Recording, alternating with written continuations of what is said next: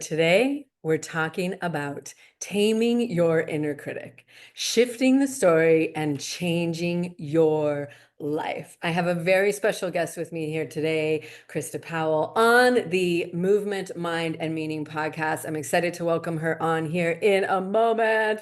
Hello, hello. Great to have you. Thank you so much. I'm so excited to be here. Yay. Awesome, awesome, awesome. All right. So before we jump in, I will let you know that this episode is being sponsored by the brand new mini book to stop anxious overthinking. So that will be linked up in the show notes as well. Totally free for you to grab that. And as well, I know Krista has a gift for us too, and she will share more about that at the end of our episode conversation together today. But make sure to grab both of those because they're both full of so much goodness. And speaking of goodness, Krista is a pleasure strategist, and we would love to know more about you. People can read your bio and all the things, because I know you love learning. Every time I text you, you're like, I'm doing a thing on the weekend, and I'm like, I love how much you love learning. So yay, gold star. But take us to a moment in your life where you had one of those, oh man, this is, whoa, what's happening? Or it can be one of those, yay, this is amazing. And it's a moment that has led you to doing what you do now and sharing your gifts the way you're sharing them. Yes, and there's so many places that I could start this story, but let's just do it I'm going to start in college. I'm going to start in college when I started to have boy problems, right? You're on your own. Things don't go quite as smoothly as you think, and suddenly I found I had this superpower. I had this voice in my head that would create a story and lead me down the worst case scenario, and I thought, ooh, like I'm ready for anything now. If I prepare for the worst, then I'll be in great shape. But what I didn't know was that this voice in my head would live with me for many, many, many years. And what I thought was my best friend was actually something that was holding me back. And once I learned that I could shut that voice off, that I could change the script, then I found that I could connect to the people I love so much more. And that's when I wanted to start teaching other women to get out of their head, get into their body, to turn off that critic, and to start rewriting the script of their lives. Yes. Oh my goodness. So put both hands up if you can relate. Oh, hey. For those of you exclusively audio right now, we're both laughing and waving our hands in the air. Or at least Yes. I was. Yes. So yeah, interesting, right? How many of us can relate to this, the chatter of the collective in our head. And one of the things that you said that really struck me that I super align with, because I always talk about the characters in our head and how it's like a play, and we get to watch these characters and what the main ones are, and that, like you said, that relentless, critical, overthinking, oh, make me feel like shit sort of thing that so many of us just think is us, right? And Yes. so it's such an interesting phenomenon, and that's where practices that you share and practices like yoga, for example, help us to realize that we are not our thoughts. But many people just live their whole life, and I did for a long time, and it sounds like you did too, just like listening to this barrage of chatter in our head that's just greasing the slippery slope of sadness and anxiety and stress and all the things that we are really specifically focusing on here on this show. And so I love that you're going to be sharing some more experiences and mind and body tools, and you're going to take us through a really powerful clearing practice that you sneak peeked with me earlier, and I was like, oh my God, I love this. So let's talk about that, about how this voice isn't truly our own, or where does it come from, or how can we begin to just pay attention to it and not get caught up by it? Like, let's start there. Talk to us about that, please. Yes. Well, I will say, like you said, I lived with it for a very long time, thinking that this is just what everybody heard inside of them, that that this was just me. I didn't realize it was a separate entity. I thought it was just me.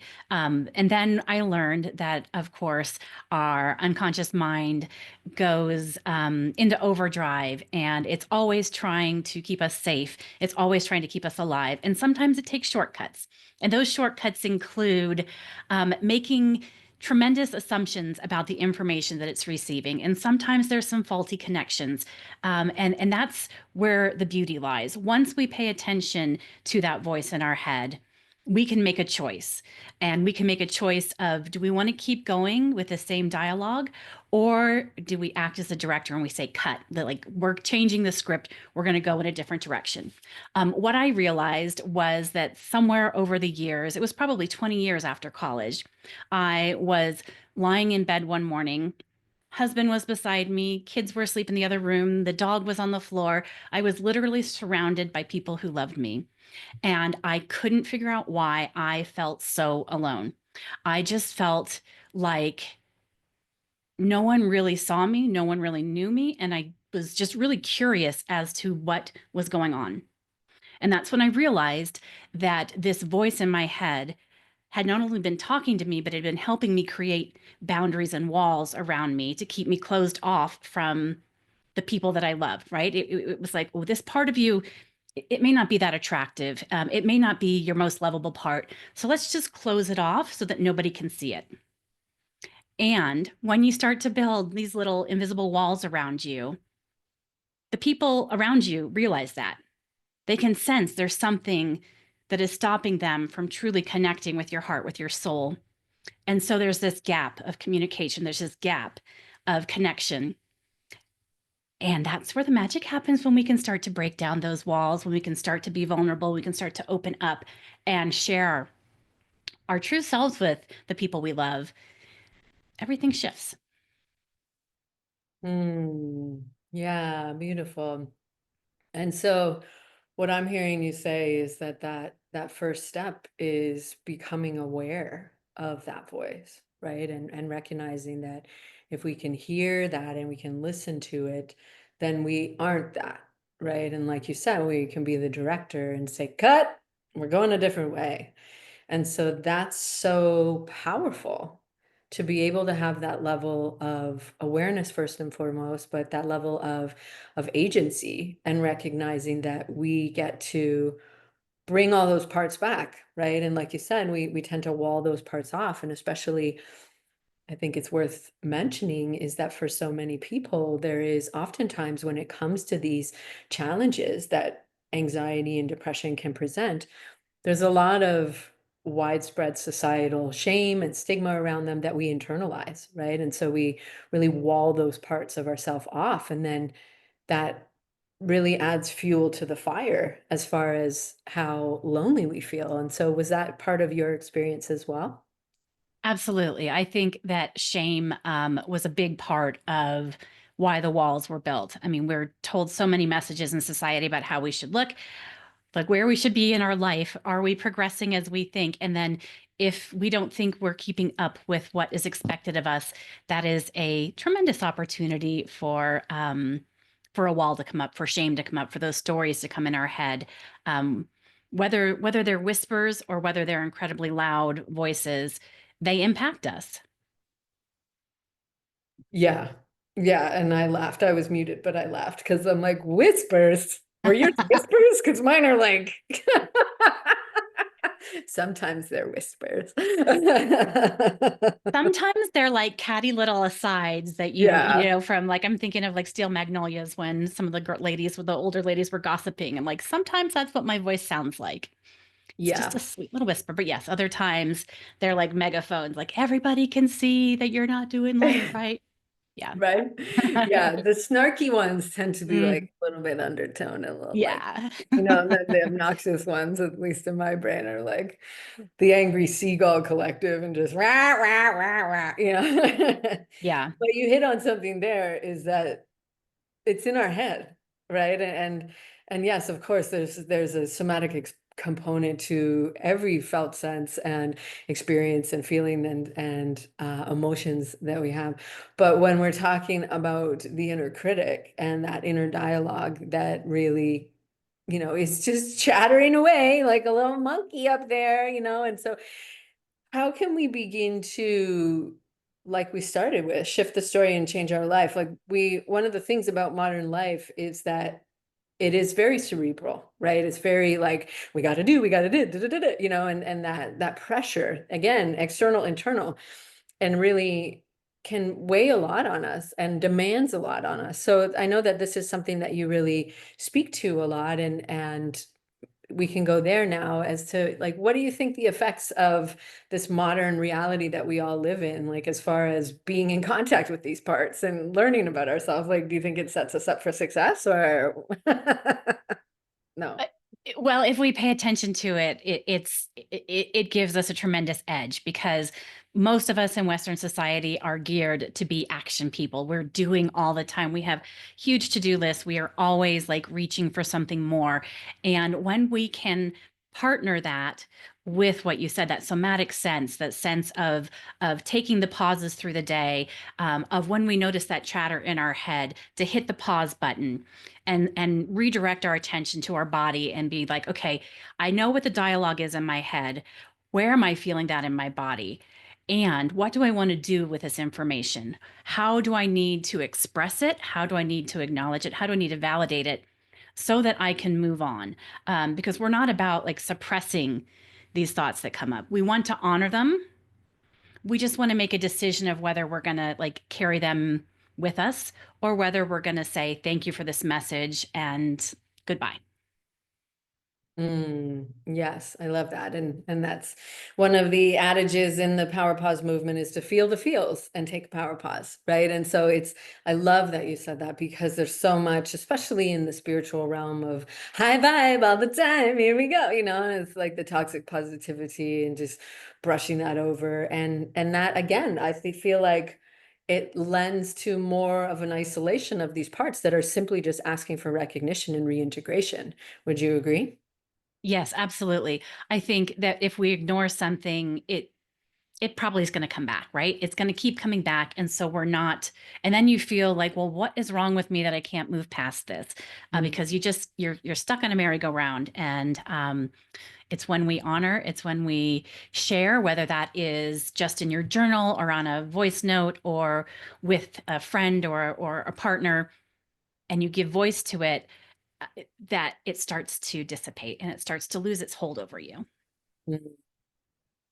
Yeah, absolutely. It gives us that spaciousness, right? It gives us the opportunity to take a step back and give perspective, and yeah, again, the merry-go-round is such a beautiful analogy. And I was using a similar one the other day of, I think it was the teacups, but like teacups stuck on Mach speed 1,000. Remember the teacup ride at Walt Disney World or whatever? And you're like Yes. spinning in your little teacup and then you're going around on the thing. And so that to me is what it feels like when we're caught up by this voice and this inner critic, because we're spiraling on one thing, but then we're just in generally spiraling on a whole load of subjects.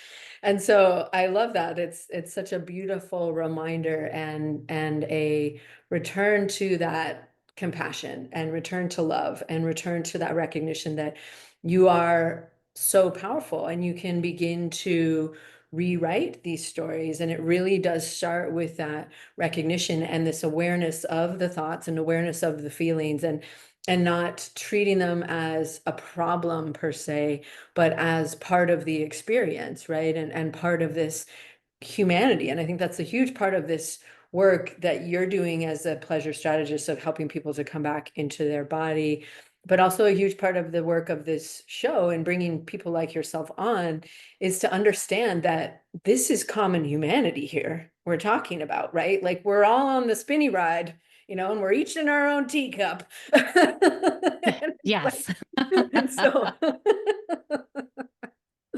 yeah, and so what do you find that, really is something that you see a lot in your work with your clients, as far as classical patterns that kind of, and I mean, I know we're all different, but as far as when they come to you, like what are they really in that space of help me, please? I'm really frustrated with this. Like, what are they saying to you that is that core need, core challenge?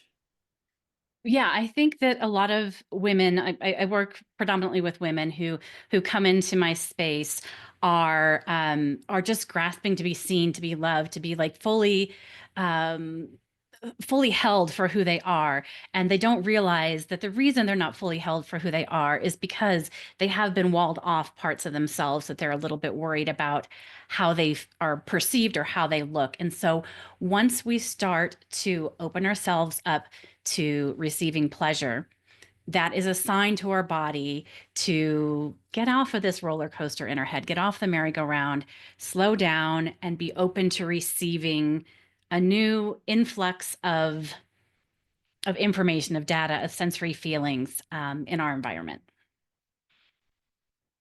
I love that. I love that. And that to me is, that's it, right? And what you're speaking to is very obvious in like an energetic shift. And internally, what we're doing there is we're shifting the state of our nervous system, right? And out of a very reactive fight or flight or freeze or fawn into that more grounded and centered stay and play, rest and digest, tend and befriend, that we is like where we're thriving, where we're resilient. We're actually in that place of joy and appreciation, right? We're in our body and we're feeling safe in our body. And so I love that you help people to do that. And I know in a moment you're going to take us through a practice for that, but is that something that helps us to begin to rewrite these stories? Like, what would you say if there's, Krista's 3-step formula, or you probably have a Yeah. more clever name for it than that, but as far as rewriting the story, what do we begin to do? Obviously, recognition and awareness is the first step, or maybe you have something else that's before that, but what do we do?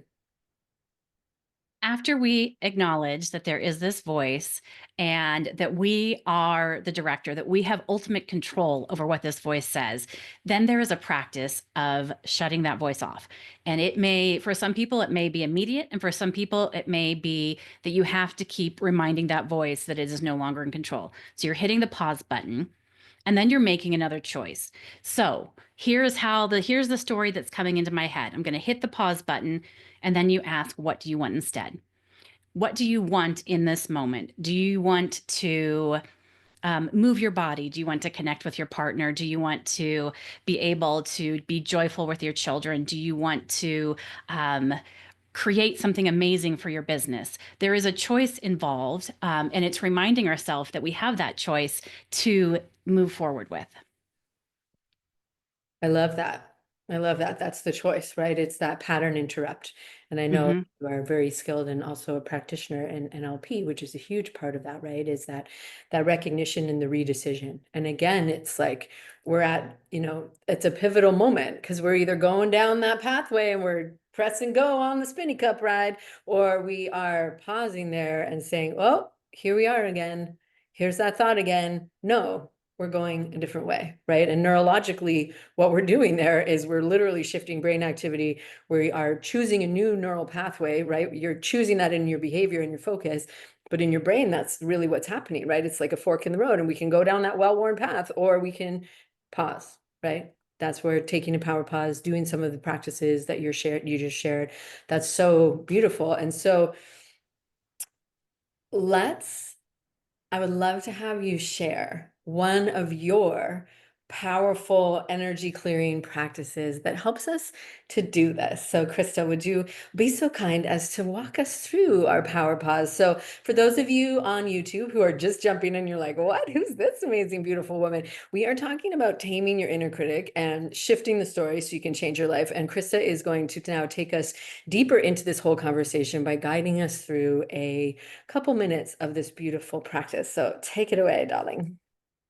Absolutely. Thank you. So, first things first, ground where you are, make yourself feel stable, let yourself feel stable, let yourself feel supported.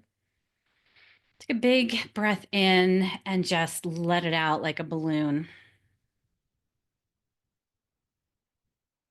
And then let your breath return to its normal cadence. And I just allow yourself to imagine that there is a big shower head above you, but instead of water coming out, it is cleansing, energetic energy. Whatever color makes sense to you, just flip the switch and let it turn on. And just feel as it hits your head. Maybe it tingles, maybe it feels warm, but just feel as the energy, the residue, whatever was happening in your day, whatever other people tried to pass off on you, whatever no longer serves you, just runs from your head, over your nose, over your cheeks and your chin, over your shoulders, across your chest and your back, down your arms, and you can use your arms to help push it off, down your torso, over your hips and knees, calves and ankles and feet. Just let that energetic energy flow, rinsing you, letting go of all that no longer serves you, recycling it back into the earth to be used for other purposes. And when you feel energized, when you feel lighter, just come back into your body, come back into the present moment, open your eyes, and feel the shift. I feel the shift. I feel the shift. I love that. Thank you. And so we'll come back with a couple more questions, but while we have you, and for people that are watching just the YouTube clip, you can definitely come and watch the full episode. But I know you have something that would take this a little bit further for people that you are wanting to share. Will you share that now and let us know a little bit about that, please? Yes, I think the energetic shower is a great quick release that you can do even when you're standing around other people. Just imagine it in your head. When you want to go to that next layer of really cutting off the energetic connections with other people, with past versions of yourself, with the past versions of whatever, you can use my cord cutting meditation that I have created. And this you just listen to and you allow yourself to be guided through the process of metaphorically in your mind, walking through and severing the energetic connections that no longer serve you so that you can relate to the people, to past versions of yourself, to your environment in a new, fresh, and better serving way. Love it. And doesn't she have just the most like hypnotic voice? So I feel like a meditation would be beautiful from you. So the link to grab that free gift from Krista will be in the description of the videos, YouTube, podcast, all the places in the description. So thank you so much for that. That was Yeah. beautiful. Thank you for that gift for everyone. Yeah, I love that you said that we can do that anywhere, because I feel as though it's such a powerful reset and clearing tool. And when you said that, I was picturing, because I do a lot of like in-person networking and, and social events and stuff. And when you feel somebody's like, "Rah," or, intense energy, or it's just not your vibe and you kind of feel yourself getting a little some kind of way. And so I feel as though the fact that once people practice this and get comfortable with this, because we all are familiar with the sensation of being in the shower, and feeling that running down. And so hopefully that's a really easy transition for people to get as an energetic cleansing and rinsing and clearing. So I love that, the versatility of that. Thank you. Yes, yes. After you practice it, you can install a express wash button so that you just press your arm and boom, it is done. Like goodbye, thank you. It was nice to, nice to interact with you, but that's yours.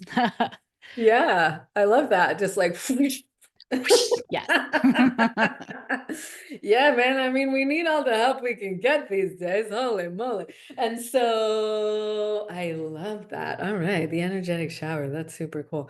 So then, yeah, as we are wrapping up, as far as when people are navigating, whether it is, anxiety or sadness, or anything that is really causing them to feel off or sad or worried or what have you, or they're hearing that super critical voice of that inner story that tends to play out for people. What is something that has been really helpful, aside from all of these incredible tools you have shared already? What has been something really helpful for you to use in those moments as an anchor, as a reminder that you can share as something that people can really take away and maybe start to just plant that seed in their own heart? Well, I really want people to remember that pleasure is a practice. That this idea of taming our inner critic is a practice. And so, if you start to get frustrated that you're like, I turned it off and it still keeps coming back, it's just a reminder that your brain is super good at keeping you safe, and it is super good at keeping you like in known patterns. And you just need to be that ever loving, caring parent and parent your brain to be like, no, we've talked about this, we're not going to go down that path. I'm going to literally hit a pause button, and I'm choosing a different movie today to lead into. Thank you. Yeah, because that can, it's just fuel for the fire, right? For like, oh, this again, we're still doing this. My God, it's like, Yeah. And instead of being hard on yourself, you can just celebrate like how resilient your brain is to like keep going back to these tried and true patterns and be like, nope, we're playing a different game now. reframe. A Love it. reframe. Yeah. Yeah, I love it. And again, that can be challenging to do when we're in the thick of it, right? Because of what's happening inside of our brain. And so it's Yeah. having these practices woven into your day, using the shower, using the cord cutting meditation that you shared, listening to tools like this, connecting with Krista on her social medias, which will also be in the description. I love that you said that because it's a practice, right? Life is a school where we learn to remember what our soul already knows. Like nobody knows who said that, but it's so powerful because it's one of those things that of remembering and it's a returning again and again, right? And I'm willing to bet that when the first time you got in a car to drive, you weren't the same person driving that you are now, right? It's become ingrained in you, it's become practiced in you, and that goes both ways, right? These are really great skills to be able to drive and not be freaking out the whole time, but also these things that they get hardwired in and these patterns that we practice so much that we start to think that they are who we are, but it's not, right? It's not a mandatory thing. And so through practice you can get more comfortable with these different pleasure tactics and broadening your understanding of what that means, because a lot of times people think, oh, pleasuring, well, it's sex, right? Like, is that what you're talking about here? And so no, that's what you said, is that it's bringing yourself into the body and experiencing yourself in a different way, whatever that might be. And it 1,000% could be sex, right? But you're widening people's mind on this, and I love that. Yeah, absolutely. Pleasure is in everyday life. It is how we eat, it is how we dress, it is how we move in our body.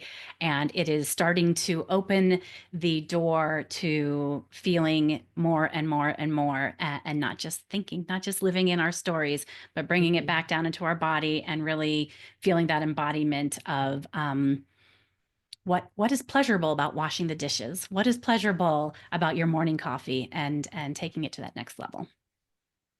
And that's it, right? It's like we think it's going to be this big grandiose. Once I get to the top of the mountain and I have 800 billion followers and I made $5 million in the last 3 seconds, it's like we have these stories that we build up for ourselves, and it's the journey. Another adage of it's a journey, not the destination, right? And so what you're saying is, and which I love, is how can we bring more present moment awareness into what we're doing and experience being alive, right? And widening our perspective on these things and finding that enjoyment, and so that it becomes more of what we're dripping into our day and more of what we're experiencing, not something that we're just out there seeking and chasing and striving and wanting, right? It's a big shift. That's a big shift for people, and I love that you're doing that. Big shift that can be achieved through small steps. And you're Mhm. right. Once we start to receive more pleasure in those everyday moments, it translates into the bedroom too. We're not two different people inside and outside of the bedroom. We're all the same. And so we want to have it be a full experience. Yes.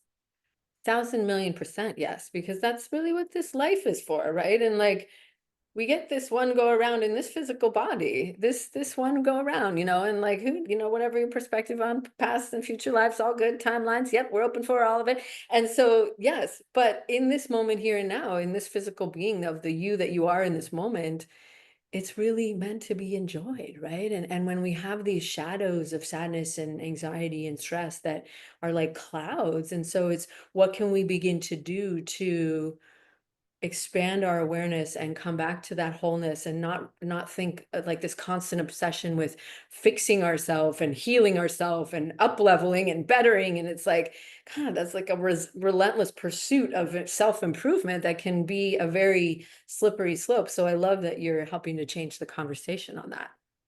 You too. Loving your podcast. Oh, thank you. I appreciate that. All right. So we had our energetic shower. That's amazing. I feel refreshed. It's like the spring over here. St. Patrick's Day the other day, so that's why I thought it was funny.